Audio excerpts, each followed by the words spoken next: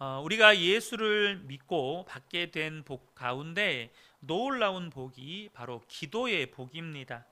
바로 하나님과 친밀하게 교제할 수 있게 된 복이죠. 하지만 너무나 많은 분들이 이 기도의 복을 누리지 못하고 있습니다. 많은 분들이 한국 교회가 위기라고 말을 합니다. 그런데 한국 교회가 위기라는 이 시점에서 무엇보다도 먼저 우리 안에 회복되어야 하는 것이 바로 기도의 회복입니다. 오늘 우리가 함께 나눌 부분은 이 주기도문 가운데 방금 말씀드린 것처럼 이름이 거룩히 여김을 받으시오며 이 부분입니다. 이것은 예수님께서 먼저 기도해야 하는 것이 무엇인지를 우리에게 가르쳐 주시는 것입니다. 예수님은 우리가 지난 시간에 나누었던 것처럼 하늘에 계신 우리 아버지라고 부르라고 하시고 바로 이어서 하나님께서 가장 먼저 이름이 거룩히 여김을 받으시오며 라고 기도하라고 하시는 거예요. 물론 그 다음의 내용이 쭉 이어지지만 가장 먼저 나오는 내용이 이름이 거룩히 여김을 받으시오며 라는 것입니다.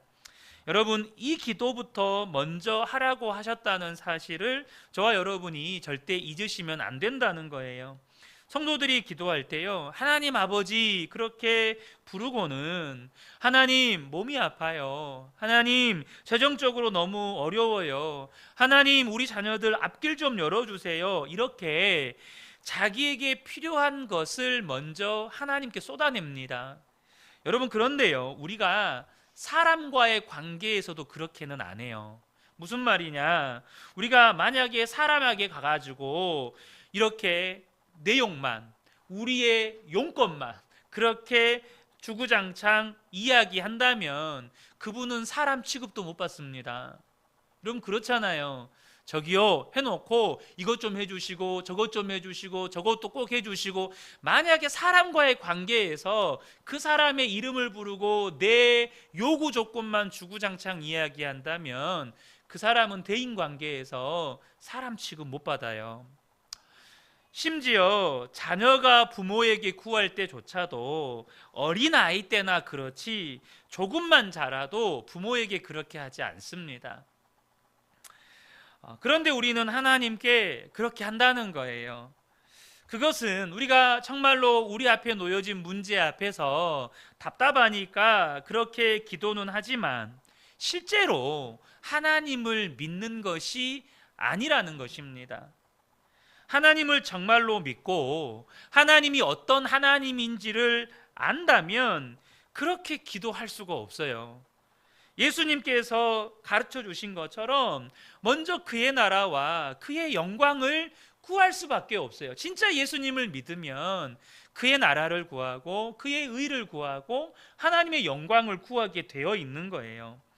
우리가 정말로 하나님을 알고 믿고 나면 그렇게 해라 마라 할 것 없이 내가 필요한 것을 먼저 쏟아내기보다 하나님의 이름이 높임 받으시기를, 하나님의 나라가 나의 삶과 이 땅 가운데 이루어지기를 먼저 구하게 되어 있다는 것입니다.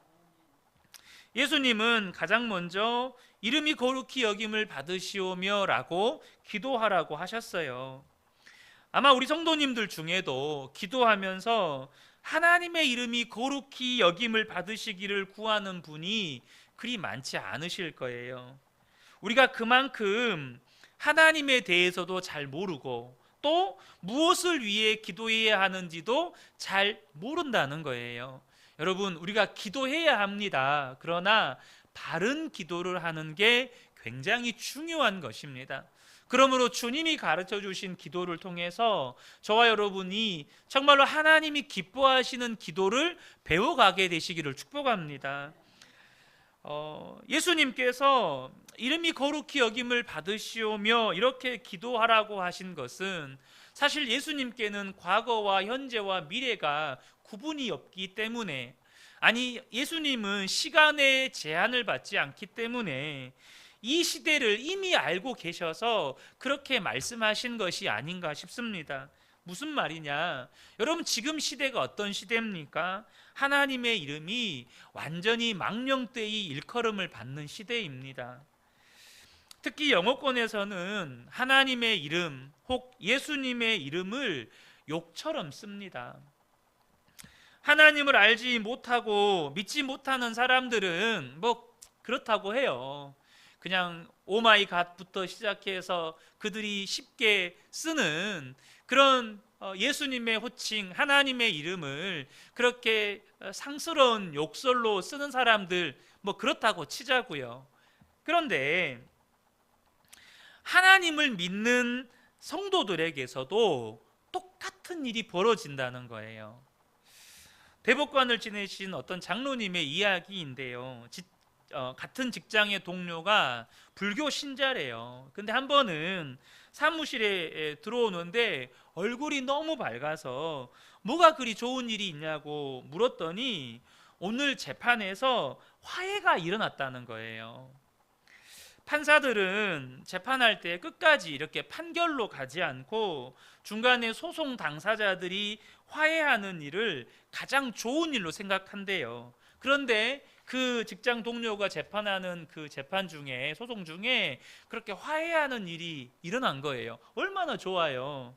그런데 그 재판이 교회 소송이었어요. 교회 소송은 일반적으로, 통상적으로 세상 법정에서 화해되지 않는 것이 그냥 정설로 받아들여진대요. 그래서 이 판사가 소송 당사자들을 불러놓고 이야기를 했대요. 당신들과 같은 분들의 소송은 화해가 안 된다고 들었습니다. 그러니 화해하시라고는 말하지 않겠습니다. 하여튼 끝까지 한번 싸워 보십시오. 그리고 판결해 봅시다. 그러나 부탁합니다. 제발 소송하면서 성경을 인용하거나 하나님을 인용하지 마십시오. 저는 불교 신자입니다. 그런데도 듣기가 참 민망합니다. 그 이야기를 했더니 그 다음 재판에서 화해가 이루어졌다는 거예요. 그게 너무 좋다는 거예요, 이 판사는. 근데 이 이야기를 들으신 장로님은 너무너무 부끄러웠다는 거예요. 너무너무 창피하고 너무너무 어쩔 줄을 몰랐다는 거예요. 여러분은 이 이야기를 들으면서 어떤 생각이 드십니까? 믿는 우리들 때문에 하나님의 이름이 조롱받고 하나님의 이름이 망령되이 일컬어지는 일들이 지금 우리 주변에서 일어나고 있지 않느냐는 거예요. 이것이 우리의 현실입니다. 야, 저런 사람이 예수 믿는 사람이야? 야, 너같이 예수 믿을 거면 차라리 안 믿는 게 낫겠다. 지금 이게 우리의 현실이라는 거예요. 도대체 왜 이런 일이 일어나는 겁니까? 실제로 하나님을 알지 못하기 때문이에요. 성경을 인용하고 하나님의 이름을 거론한다고 해서 하나님을 아는 게 아니에요.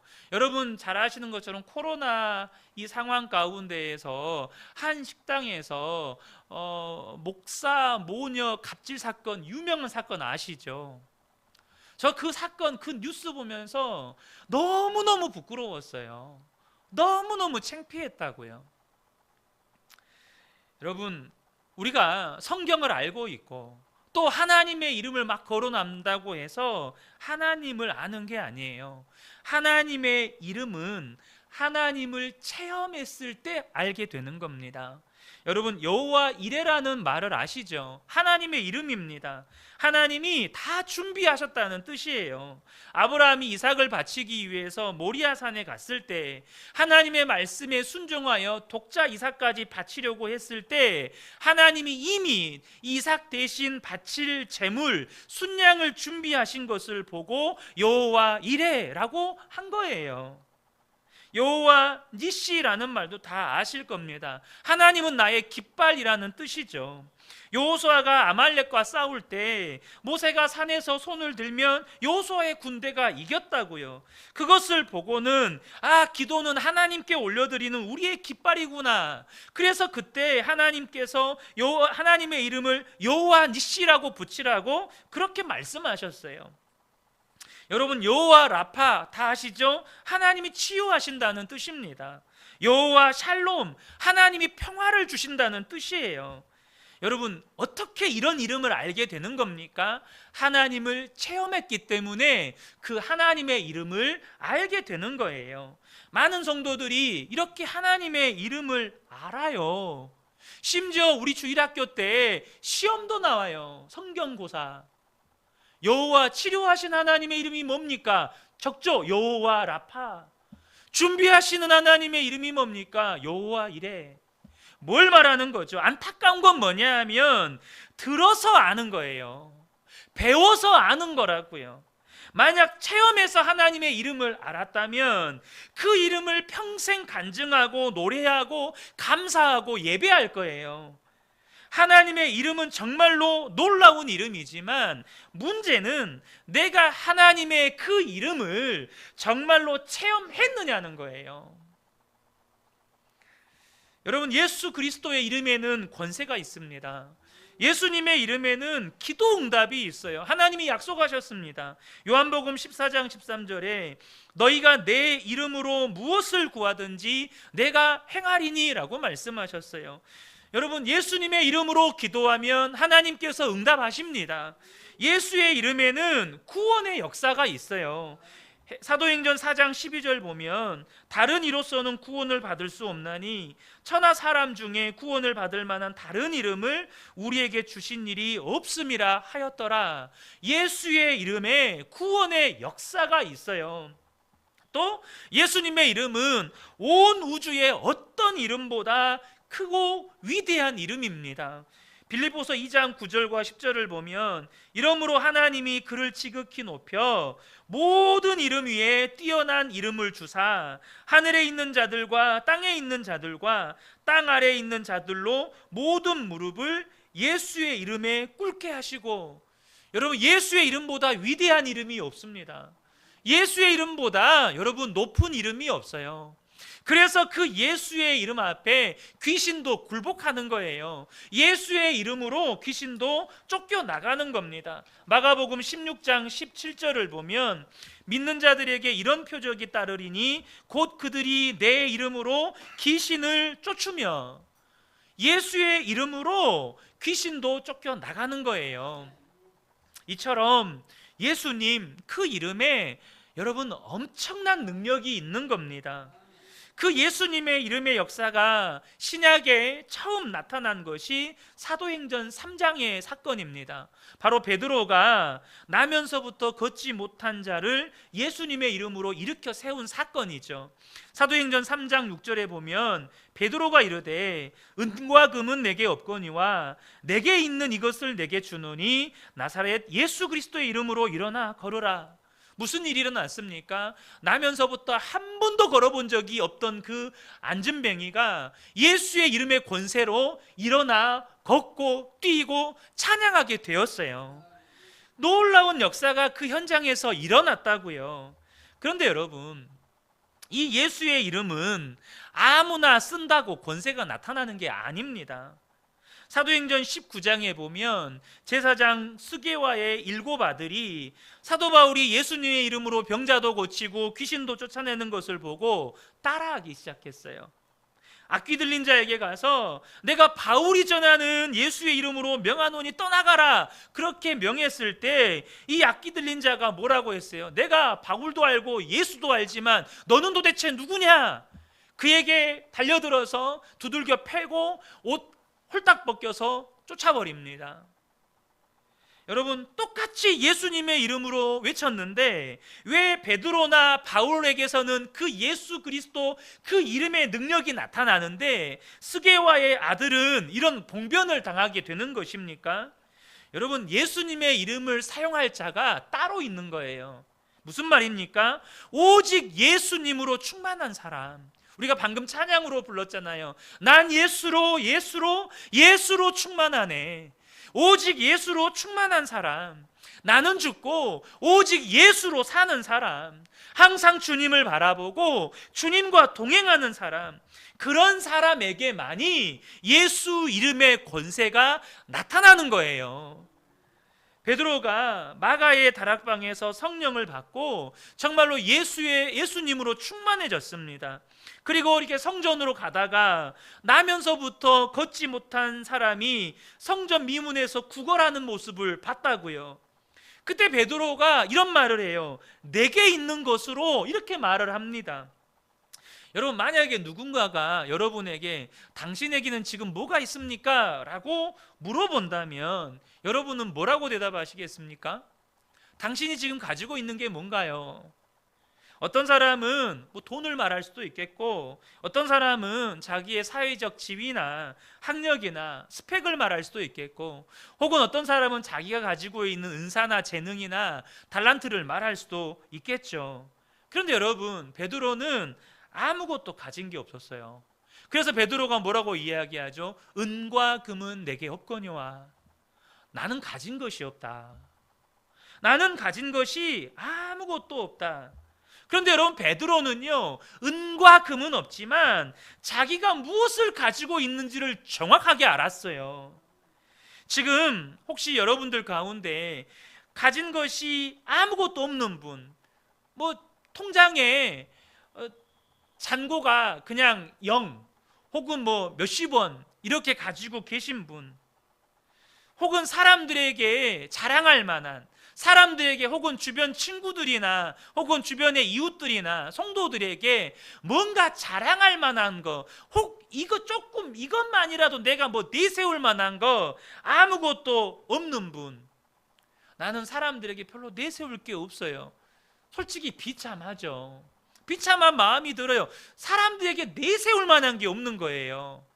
그래서 우리가 사람의 본성이요, 남들에게 뭔가 조금이라도 인정받을 만한 것이 있으면 그것을 자랑한다고요. 그것 가지고 교만해져요. 사람의 본성이 그렇습니다. 그런데 여러분, 우리가요, 사람들에게 자랑할 만한 것도 없고 인정받을 만한 것도 없고 통장에 잔고도 아무것도 없어요. 그게 비참하다고 느껴지십니까? 여러분, 성도는 더 비참한 게 있어요. 그게 뭔지 아십니까? 예수를 믿으면서도 사람들에게 예수님의 이름을 담대하게 자랑하지 못한다는 거예요. 예수를 소유했으면서도 예수를 소유한 것을 담대하게 말하지 못하는 거예요. 베드로는 자기에게 예수 그리스도가 계시다는 것을 분명하게 알았습니다. 그래서 내게 있는 것을 너에게 주노니 나사렛 예수의 이름으로 일어나 걸어라 라고 담대히 외칠 수 있었던 거예요. 베드로의 자랑은 예수 그리스도였다고요. 은과 금은 베드로의 자랑이 아니었어요. 사실 베드로의 집터가 물론 지금 복원돼서 그러는가 모르겠지만 사실 베드로가 그렇게 가난한 사람은 아니었습니다. 그렇고 2000년 전에 어부들은 꽤 잘 사는 직업이었어요. 그래서 지금 제가 정확히 기억은 안 나는데 이 물고기를 잡는 게 굉장히 어렵다 보니까 물고기 한 수레와 양 100마리 이상의 값어치를 가지고 있었어요. 그러니까 이 베드로가 꽤 잘 사는 사람이었습니다. 그런데 베드로는 은과 금은 자기에게 없다는 거예요. 이 말은 무슨 말일까요? 은과 금은 나의 자랑이 아니라는 거예요. 은과 금은 내 자랑이 아니고 오직 예수 그리스도가 나의 자랑이라는 거예요. 예수 그리스도의 이름, 그것이 나의 능력이라는 것입니다. 여러분, 예수의 이름으로, 예수의 이름의 권세가 나타나는 사람이 오직 예수님으로 사는 사람이에요. 그래서 우리가 24시간 예수님 바라봅시다. 우리 주님 생각하며 삽시다. 우리 주님과 동행하며 삽시다. 정말로 저와 여러분이 예수님 바라보면서 사는 것이 그렇게 중요한 거예요. 왜 예수의 이름의 권세가 내 삶에 나타나지 않을까요? 이유는 한 가지입니다. 내가 예수로 충만하지가 않거든요. 다른 말로 이야기하면 내게는 예수님 말고도 다른 능력이 있어요. 예수님 말고도 내가 믿고 의지하는 다른 능력이 있단 말이에요. 그러니 어떻게 예수의 이름이 내게 능력으로 나타날 수 있겠어요? 우리가 예수님 항상 생각하고 예수님으로 살기 시작하면 예수의 이름은 의미가 완전히 달라집니다. 우리의 마음 상태, 심령 상태가 달라져요. 우리가 예수님이라고 부를 때 이미 부를 때부터 내 마음 상태가 달라지는 거예요. 정말로 예수의 이름에 권세가 있다는 것을 경험하게 되는 것입니다. 예수님께서 요한복음 14장 6절에 내가 길이요 진리요 생명이다라고 말씀하셨습니다. 여러분, 세상 그 누구가 내가 길이고 진리요 생명이라고 말했습니까? 오직 예수님만 그렇게 말씀하셨어요. 그러면 여러분, 예수님을 믿는다는 게 무슨 뜻입니까? 예수님이 말씀하신 대로 예수님이 길이고 진리고 생명이라고 믿는 거예요. 그것을 진짜 믿는다면 우리는요, 예수님밖에 생각할 것이 없는 거예요. 물론 우리가 오늘 새벽에 나눈 것처럼 우리는 이 세상을 살아야 돼요. 바벨론 세상을 살아야 합니다. 바벨론 세상을 살 때 직장 생활도 해야 되고 사업도 해야 되고 자녀들은 학교도 다녀야 되고 가정 생활도 해야 돼요. 인간관계도 해야 합니다. 그러나 그 어떤 상황과 형편에서도 예수님이 길이고 진리고 생명인 거예요. 가정 생활할 때도 예수님이 길이고 진리고 생명인 거예요. 직장 생활할 때도 예수님이 길이고 진리고 생명인 거예요. 그게 예수님을 믿는 것입니다. 그래서 우리가 예수님만 생각하고 예수님만 바라보고 사는 것입니다. 그런 사람에게는 예수님의 이름의 의미가 달라요. 예수의 이름을 부를 때 달라요. 여러분, 세상에서 금수저라고 우리가 이야기하잖아요. 여러분, 우리 아버지가 누구다, 이미 그들 안에 아버지의 직업, 아버지가 가지고 있는 사회적인 지위, 아버지를 통해서 물려받은 어떤 이 경제적인 유산, 그것에 대한 자부심이 있는 거예요. 그럼 여러분, 예수님이 진짜 나의 능력이라고 믿는다면, 예수님의 이름이 진짜 길이고 진리고 생명이라고 믿는다면, 여러분, 우리는요, 예수님의 이름이 가장 자랑스러워야 돼요. 예수님의 이름이 우리에게 가장 큰 능력이어야 돼요. 누군가에게 예수의 이름을 말할 때 부끄러울 것이 없이 그저 자랑스럽기만 해야 돼요. 그게 진짜 예수님이 나의 능력이 되는 거예요. 근데 예수님의 이름을 말하면서도 뭔가 껄쩍지근해요. 예수님의 이름을 말하면서도 뭔가 떳떳하지 못해요. 여전히 그 사람이 가지고 있는 사회적인 지위, 그 사람이 가지고 있는 경제적인 풍요, 그 사람이 가지고 있는 어떤 능력과 스펙, 이것이 자꾸 눈에 밟혀요. 뭘 말하는 건가요? 예수님이 아직도 길이고 진리고 생명이 아닌 거예요. 이스라엘 백성들이 출애굽한 후에 모세가 시내산 올라갔을 때 금세 금송아지 우상을 만든 일로 하나님이 엄청나게 진노하십니다. 하나님께서 이 이스라엘 백성들 다 죽이겠다고 하셨어요. 그리고 모세를 통해서 새로운 민족을 시작하겠다고 하셨습니다. 그리고 그들에게 가나안 땅을 주시겠다고 하셨어요. 여러분, 모세 입장에서 보면 정말 기가 막힌 제안을 받은 거예요. 아브라함에게 주신 그 제안을 이제 모세에게 주신 거예요. 아브라함의 후손, 소위 말해서 야곱의 12지파에게 주셨던 약속이 레위 지파였던 모세 한 사람에게 그냥 깡그리 다 가는 거예요. 엄청난 거 아닙니까?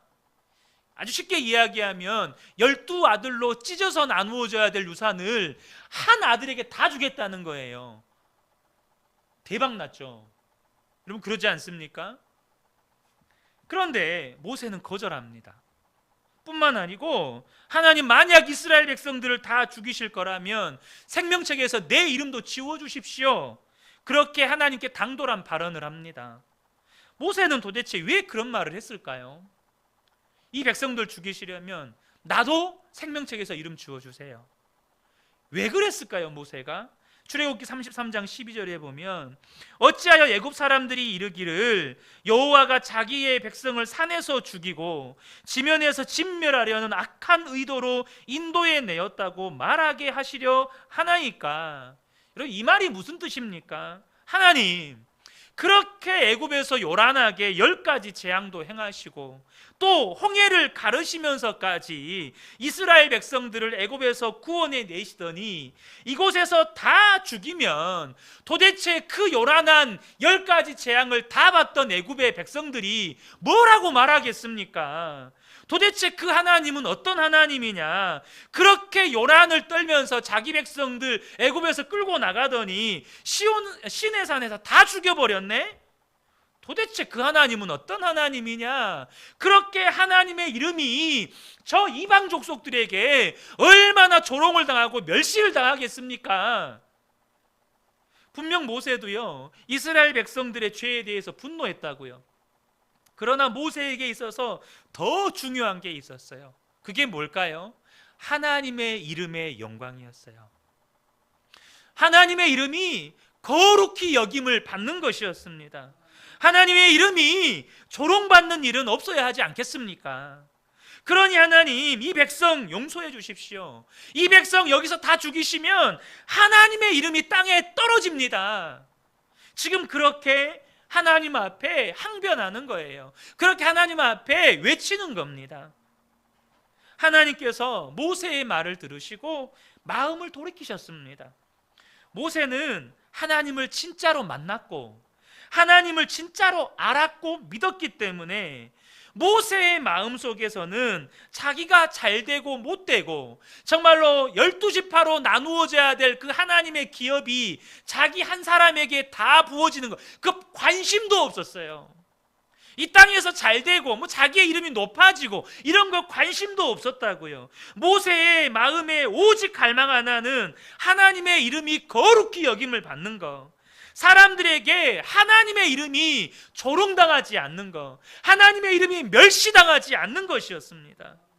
저와 여러분이 진짜 하나님을 믿는다면, 예수님 그분이 진짜 길이고 진리고 생명이라고 믿는다면 내 문제도 많지만 지금 내 앞에 해결해야 될 문제가 정말로 산같이 쌓여 있을지라도 우리의 가장 첫 번째 기도 제목은 하나님의 이름이 높임받는 것, 하나님의 이름이 거룩히 여김을 받는 것이어야 돼요.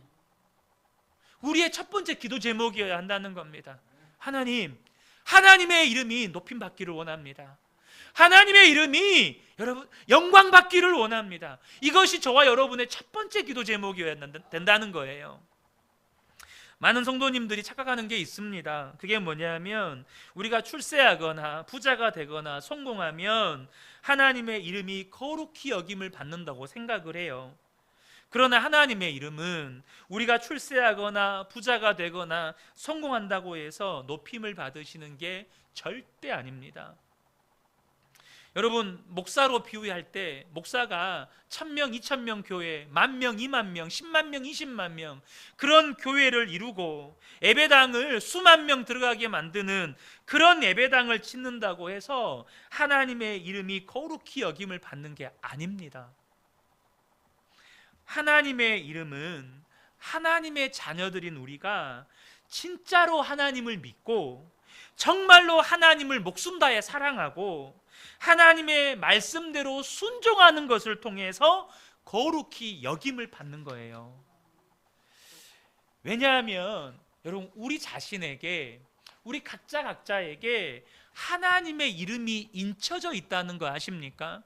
우리 눈에 보이지 않지만 지금 저와 여러분의 이마에는 하나님의 이름이 인쳐져 있어요. 이게 무슨 말이냐? 우리가 세례를 받을 때 성도님들이 흔히 어느 목사님에게 세례를 받았느냐를 중요하게 생각하시는 분이 있는데 그것은 다 쓸데없는 관심이에요. 그 아무 의미 없어요. 왜 그렇습니까? 세례는 어느 목사님에게 받든지 성부와 성자와 성령의 이름으로 세례를 받는 거예요. 그 말은 우리가 세례를 받을 때 하나님의 사람이라고 영적으로 도장이 찍혀졌다는 거예요. 이것이 얼마나 놀라운 일인지 몰라요. 우리는 다 하나님의 이름으로 도장이 찍힌 사람들이기 때문에, 그래서 우리가 어떻게 사느냐에 따라서 하나님의 이름이 거룩히 여김을 받으시기도 하고 하나님의 이름이 멸시받을 수도 있는 거예요. 하나님의 이름이 거룩히 여김을 받으시는 것은 전적으로 하나님의 이름으로 도장 찍힌 우리가 어떻게 사느냐에 따라 달려 있다는 거예요. 어떤 분이 그런 말을 했습니다. 당신은 누군가가 읽는 유일한 성경일 수 있습니다. 여러분, 우리 주변에는 평생 성경을 한 번도 읽지 않는 사람들이 많아요. 복음도 안 들어본 사람이 있는데, 안 들어본 사람들이 있을 정도인데 성경은 말할 것도 없죠. 그들이 유일하게 성경을 읽게 된다면 오직 저와 여러분의 삶을 보면서 성경을 읽는 거예요. 우리처럼 이 기록된, 문자적으로 기록된 성경을 읽지 못해요. 저들은 무엇으로 성경을 읽습니까? 저와 여러분의 삶을 보면서 성경을 읽는다는 거예요. 내가 말하는 것과 행동하는 것이 어떤 사람에게는 유일하게 그가 만난 하나님, 그가 유일하게 읽는 성경인 거예요. 그러므로 우리가 무슨 말을 하든지, 사람을 만나든지, 혹은 무슨 거래를 하든지 항상 하나님의 이름이 거룩히 여김을 받으시기를 구해야 된다는 거예요. 왜요? 내가 누군가가 읽는 성경이니까. 손해볼 수도 있죠. 손해볼 수 있어요. 누군가한테는 손가락질 당할 수도 있습니다. 미련하다고, 정말 바보 같네, 이렇게 손가락질 당할 수도 있습니다. 그런데 여러분, 예수 믿는 사람이 너무하네, 예수 믿는 사람이 더하네, 이런 말 듣는 것보다 나아요. 차라리 손해보는 게 낫다고요. 근데 여러분 어떻습니까? 예수 믿는 사람이 더 독하네, 예수 믿는 사람들 진짜 못 쓰겠네, 이런 말을 우리가 듣고 있다고요. 코로나 2년간의 팬데믹을 겪으면서 물론 교회가 잘못하지 않는 부분에서까지 손가락질을 당하고 세상으로부터 조롱당하고 비판당한 부분이 분명히 있습니다. 그러나 여러분, 우리가 반드시 반성해 보아야 할 부분들이 너무 많아요. 너무 많아요.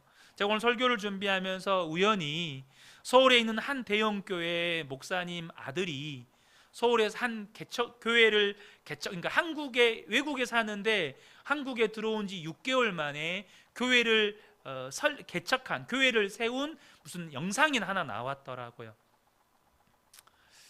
여러분, 한국에 들어와서 한국말도 잘하지 못하는 한국에 들어온 지 6개월 된 분이 한국에서 교회를 개척하는데 방송에 나올 만큼 이렇게 이제 많은 사람들도 모이고 건물도 세워지고 수많은 유명한 대형교회 목사님들이 축사도 하시고. 제가 댓글들을 찬찬히 읽어봤어요. 사실 세상 사람들은 그거 보지도 않습니다. 그런 영상 보지도 않는데 거기에 달린 댓글들이 정말 하나님이 하신 일입니다, 정말 하나님의 이름이 영광 받으실 일입니다 라고 쓰여진 글을 찾아보기가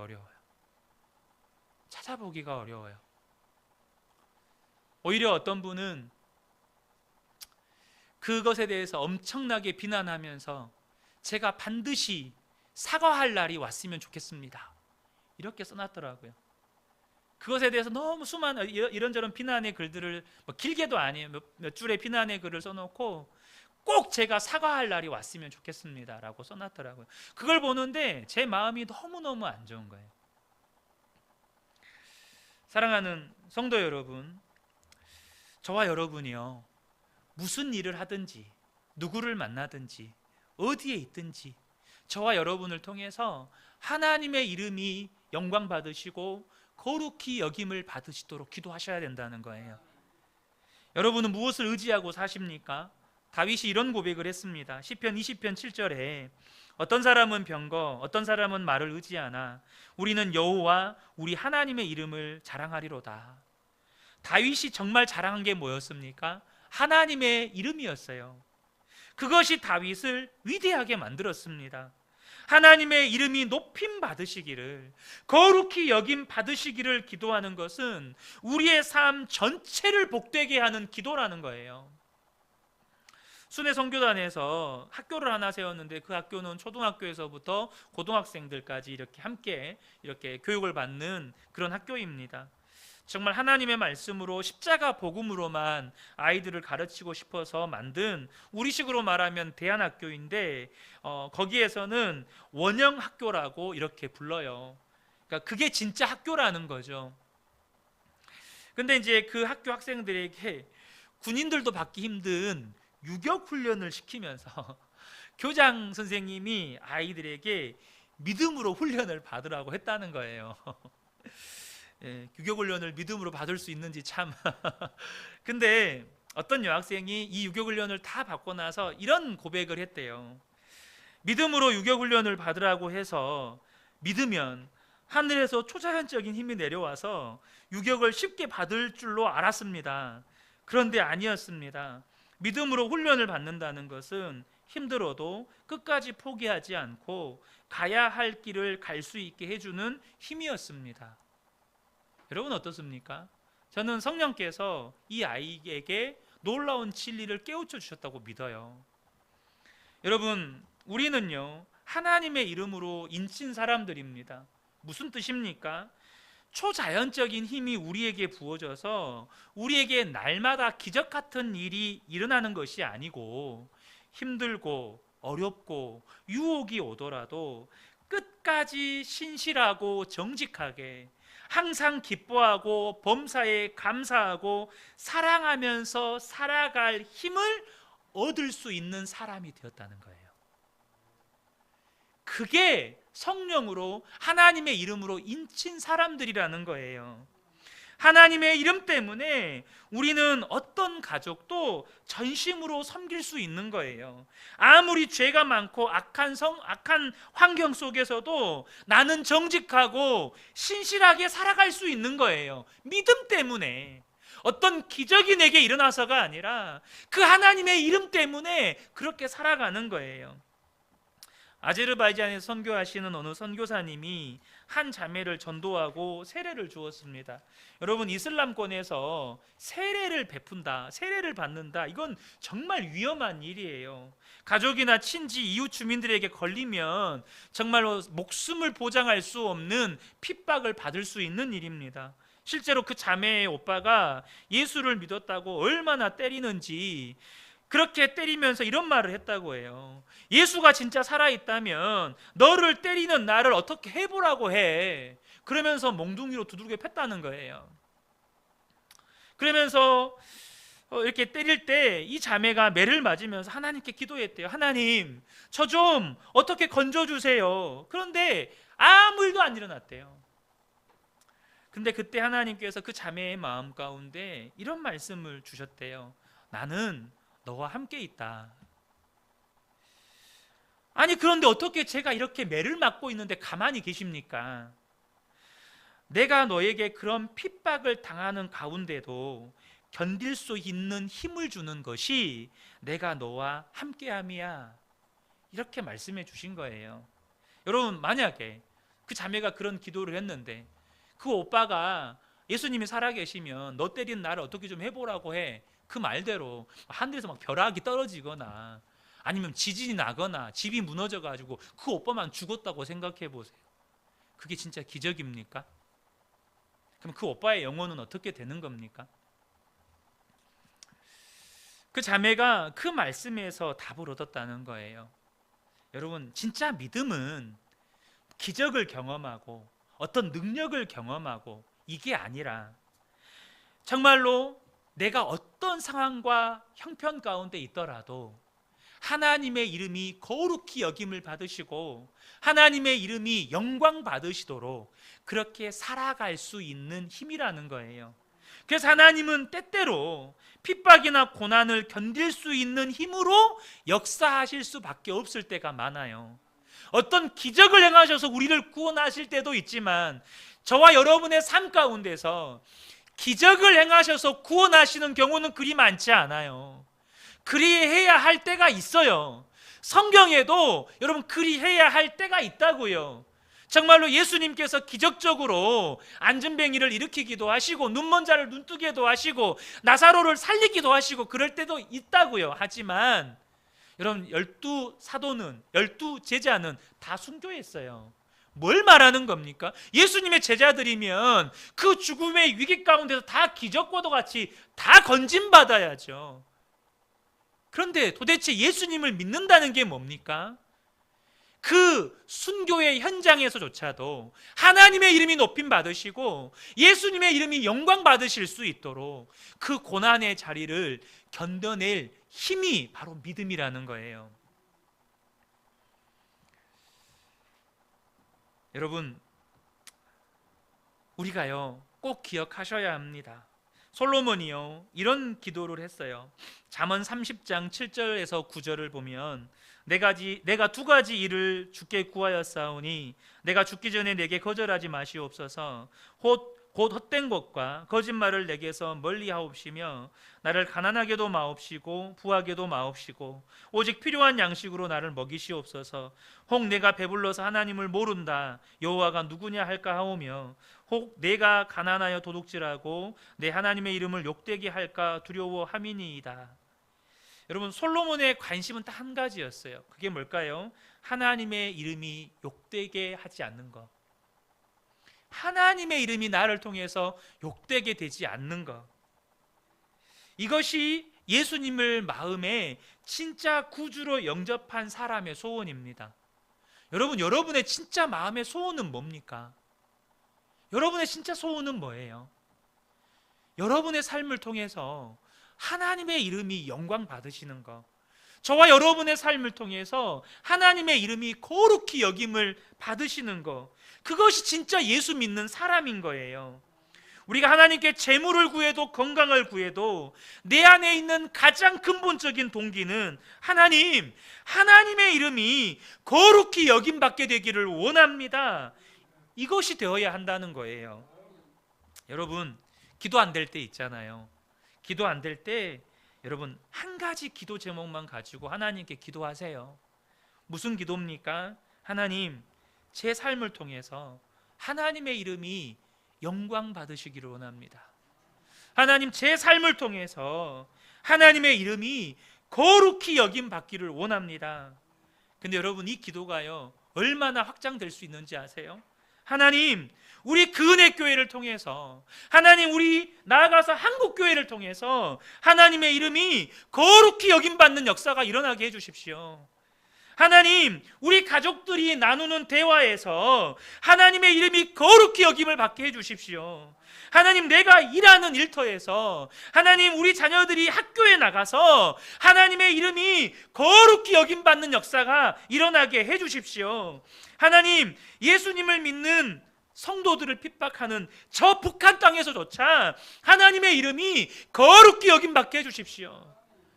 여러분, 하나님의 이름이 거룩히 여김받게 해달라는 이 한 가지 기도 제목이 얼마나 넓게 확장될 수 있는지 몰라요. 여러분, 여러분이 밟는 모든 땅에서 하나님의 이름이 거룩히 여김받게 되기를 축복합니다. 여러분이 살아가는 모든 삶의 현장, 모든 삶의 순간에 하나님의 이름이 높임받게 되기를 축복합니다. 우리가 이렇게 이 기도 속에 우리를 향한 하나님의 모든 선한 계획이 들어있는 거예요. 그러므로 저와 여러분이 정말로 하나님께 기도할 때 정말로 하나님 앞에서 하나님의 이름이 거룩히 여김받기를 원합니다 라고 기도하면서 정말로 저와 여러분의 삶에서 여러분을 통해서 주님의 이름이 높임받으시고 주님의 이름이 칭찬받으시고 주님의 이름이 거룩히 여김받는 그런 은혜의 역사가 있기를 예수님의 이름으로 축복합니다. 아멘.